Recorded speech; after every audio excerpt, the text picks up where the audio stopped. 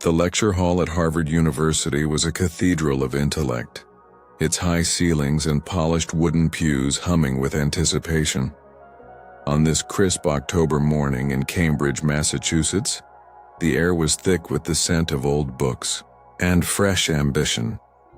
Students, professors, journalists, and visiting scholars packed every seat, their eyes fixed on the towering chalkboard at the front of the room. The guest lecturer, Dr. Gregory Wallace, was a titan in theoretical physics, his name whispered in the same breath as Einstein and Hawking. His graying hair and tailored navy suit radiated authority, and when he stepped to the podium, the room fell silent, as if the very walls held their breath. Dr. Wallace turned to the chalkboard, his movements precise, almost theatrical. With quick, confident strokes, he scrawled a labyrinth of symbols, an equation so complex it seemed to pulse with its own enigmatic life. The crowd leaned forward, some squinting, others scribbling furiously in notebooks, trying to decode the tangle of numbers and Greek letters. "This," he declared, his voice booming through the hall, "is one of the great unsolved problems of modern physics. And I say to you today, with absolute certainty, it cannot be solved. Not with our current understanding of mathematics or physics." Murmurs rippled through the audience. Some nodded in agreement, others stared wide-eyed at the board, daunted by its complexity. For decades, this equation had stumped the brightest minds, a mathematical Everest that no one could summit. In the very back row, unnoticed by the sea of scholars, sat a boy no older than 9. His name was Ayan Rahman, and he was as out of place as a sparrow in a cathedral. His worn-out sweater hung loose on his small frame, the sleeves frayed at the cuffs, and his sneakers dangled inches above the floor. Ayan wasn't a student at Harvard. He wasn't even supposed to be here. He was the son of a janitor tagging along with his father, Jamal, who worked the early shift cleaning lecture halls and offices. Ayan had begged to come today, clutching a tattered notebook filled with his own scribbled equations, his dark eyes bright with a curiosity that seemed too big for his body. Jamal Rahman stood quietly by the door, his janitor's uniform pressed, but faded, his hands calloused from years of pushing brooms and scrubbing floors.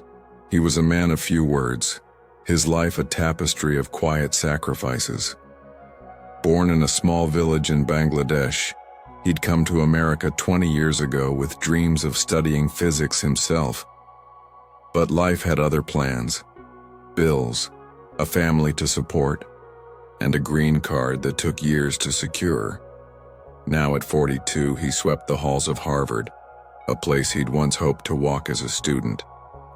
Yet he never let bitterness take root. Instead, he poured his love for numbers into Ayan, teaching him calculus by lamplight in their cramped apartment in Roxbury, using chalk stubs and a salvaged blackboard. Dr. Wallace paused for effect, his eyes sweeping the room.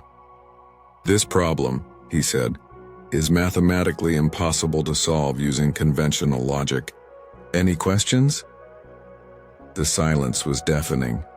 Even the most ambitious students, usually eager to impress, stayed quiet. No one dared challenge the professor's verdict. Then, from the back, a small hand rose. Heads turned, eyebrows raised. Ayan stood, his knees trembling but his voice steady.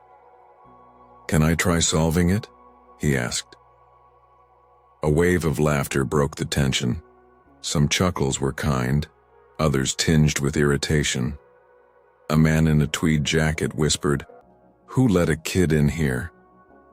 Dr. Wallace smiled, half amused, half patronizing. "Son, this isn't a riddle. It's advanced quantum mechanics." But Ayan didn't sit down. His dark eyes locked onto the professor's, unyielding. "Can I try?" he repeated. The laughter faded. Something about the boy's quiet resolve silenced the room. Dr. Wallace studied him for a moment, then shrugged, gesturing to the chalkboard. "All right," he said, his tone indulgent. "Let's see what you got." Ayan stepped forward, his sneakers squeaking on the polished floor. The chalkboard loomed over him, a monolith of symbols and mystery. He took a piece of chalk in his tiny hand, his fingers barely able to grip it. The room watched, some smirking, others curious, as he closed his eyes for a brief moment as if summoning something deep within. Then he began to write. Line by line, the chalk tapped against the board. Ayan's movements were slow at first, deliberate, but they gained speed, his hand dancing across the slate with a rhythm that felt almost otherworldly. The equations flowed, each symbol precise, each line building on the last. The lecture hall, once buzzing with brilliance, had never been so still. Students stopped scribbling, professors leaned forward. Even the journalists, who'd come expecting a routine lecture, raised their cameras. Ayan stepped back, his oversized sleeves brushing the board. He scanned his work one last time, his chest rising and falling with the effort of thought. The room held its breath. Dr. Wallace approached, adjusting his glasses.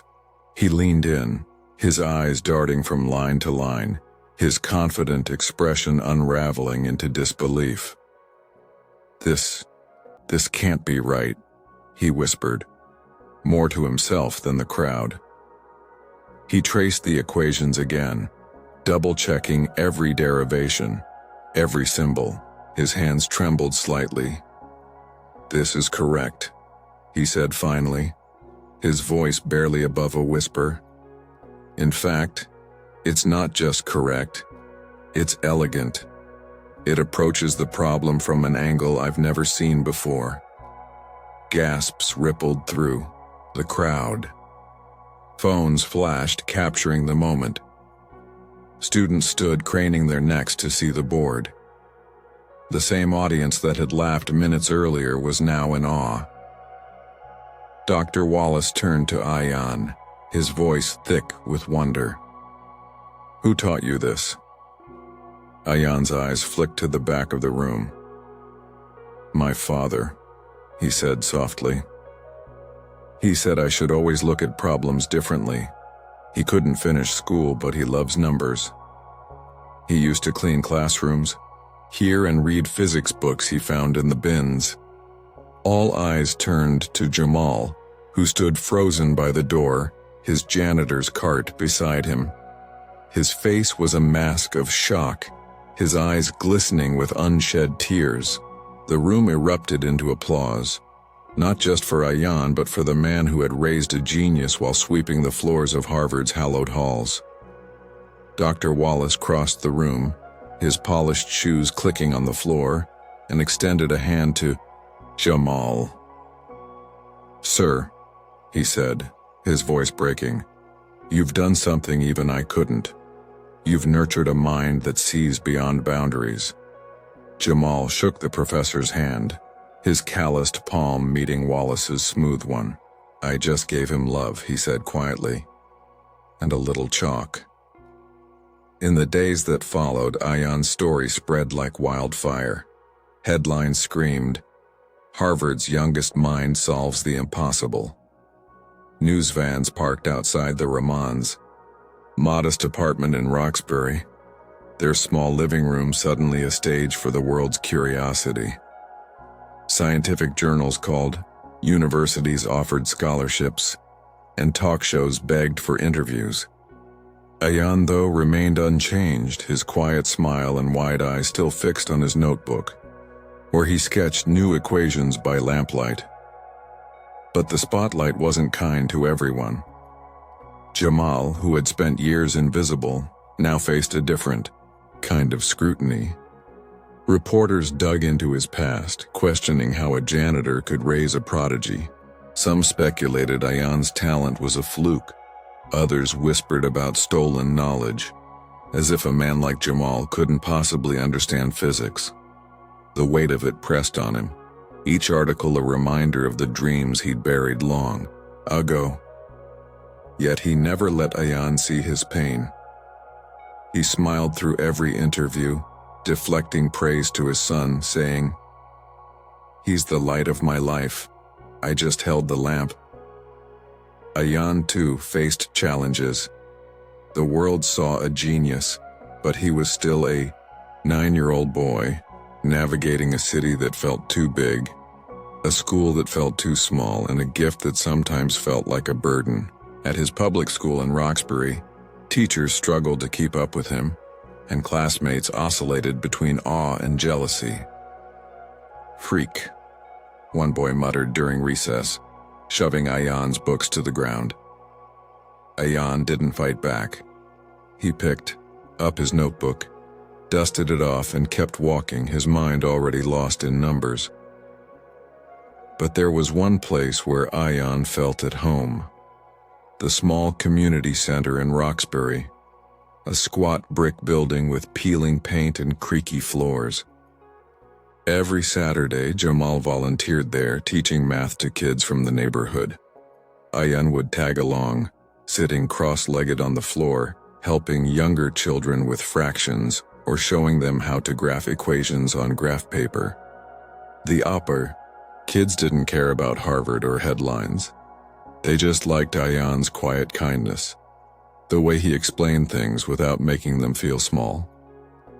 One Saturday, as the leaves outside turned crimson and gold, Ayan noticed a girl sitting alone in the corner of the community center.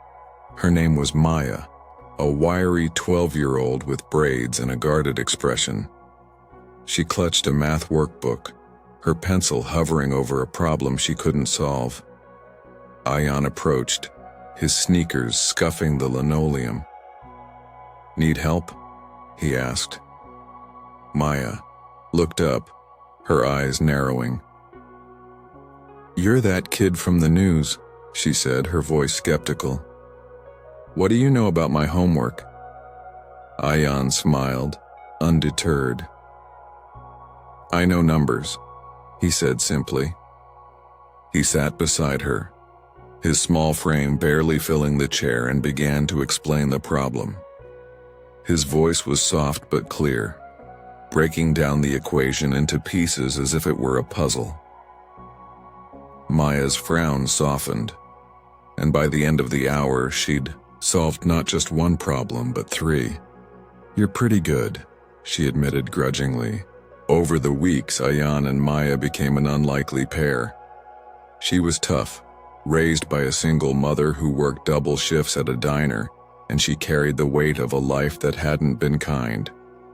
Ayan, with his boundless curiosity, saw past her sharp edges. He'd bring her extra pencils, share his snacks, and talk about numbers like they were magic. Maya began to open up, telling him about her dream of becoming an engineer, of building bridges that could connect cities, or maybe just connect people.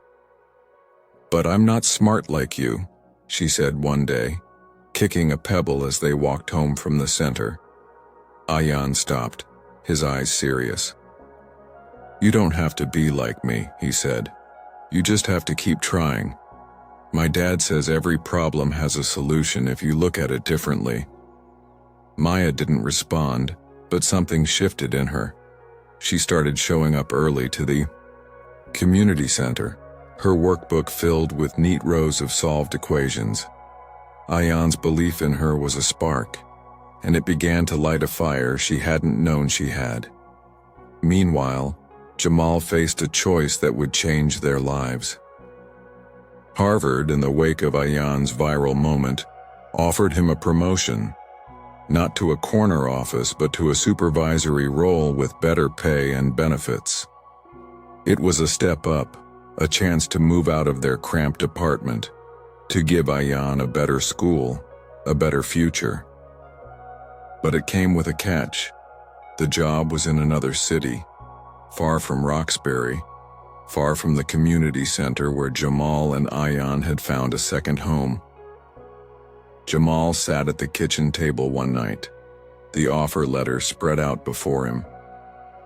The fluorescent light buzzed overhead, casting shadows on the cracked linoleum. Ayan was asleep in the next room, his notebook open to a half-finished equation. Jamal's hands trembled as he read the letter again. The money would mean stability, something he'd chased since the day he arrived in America. But Roxbury was more than a neighborhood. It was where he'd raised Ayan, where he'd taught kids like Maya, where he'd found purpose in the quiet moments between shifts. Leaving would mean uprooting Ayan, pulling him away from the community that had embraced him, flaws and all. He thought of his own father, a farmer in Bangladesh who'd never learned to read but had taught him to love numbers by counting stars in the night sky. "The world doesn't owe you anything," his father had said, "but you owe the world your kindness." Jamal had lived by those words, giving what he could to Ayan, to the kids at the center, to a world that often overlooked him. Now he had to decide what kindness meant, security for his son or staying for a community that needed him. The next morning, Jamal took Ayan to the community center as usual. The air was crisp, the streets lined with pumpkins and Halloween decorations. Maya was waiting outside, her workbook tucked under her arm. "I solved it," she said, her voice brimming with pride as she showed Ayan a complex algebra problem.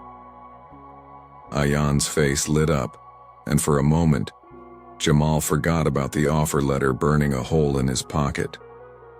That afternoon, the center held its annual fall festival, a modest affair with apple cider, a bounce house, and a math competition for the kids.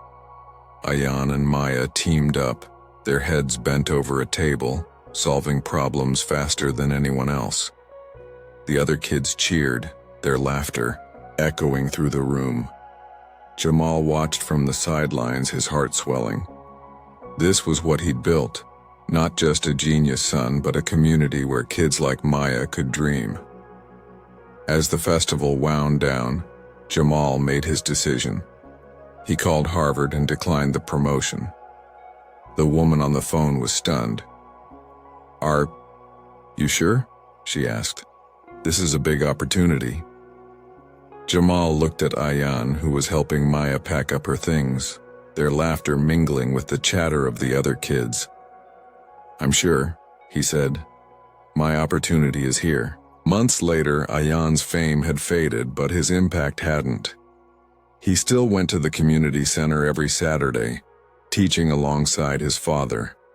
Maya, now a regular, had won a scholarship to a STEM program for middle schoolers, her dream of becoming an engineer no longer a distant hope but a tangible path. The other kids looked up to Ayan, not as a prodigy but as a friend who saw them, who believed in them.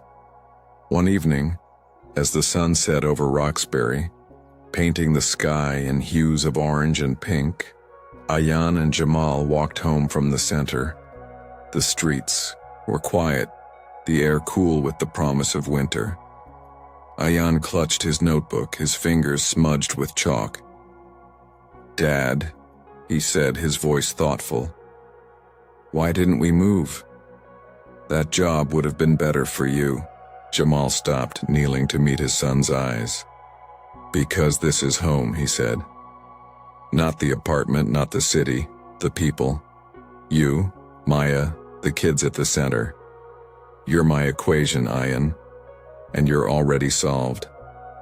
Ayan smiled, his eyes reflecting the fading light. They walked on, father and son, their shadows stretching long across the pavement. In a world that often measured worth by titles and degrees, they'd found something greater. A love that turned chalk into miracles, a kindness that lit up the darkest corners, and a connection that no equation could ever capture. The story of Ayan and Jamal Rahman didn't end with a headline or a lecture hall. It lived on in the quiet moments, in the laughter of children at a community center, in the dreams of a girl who wanted to build bridges, and in the heart of a father who chose love over ambition. And in the streets of Roxbury, where pumpkins glowed and chalk dust lingered, their light shone brighter than any spotlight, a beacon of hope for anyone who dared to dream beyond the shadows.